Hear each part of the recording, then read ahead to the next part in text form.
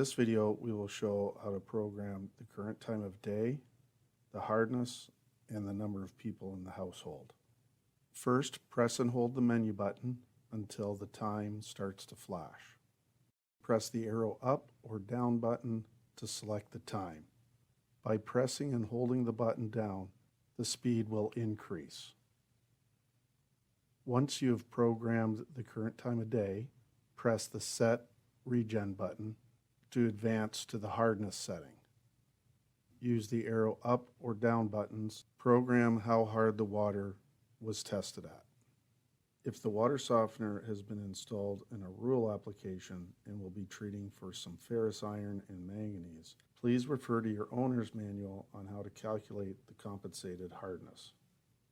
Once entered, press the Set Regen button to lock it in and advance to the number of people.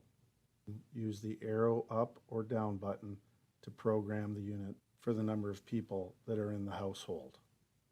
Once you have made your selection, press the Set Regen button to confirm, and you'll be returned back to the main display screen. You have now successfully completed programming the softener. Visit us at www.canaturewg.com.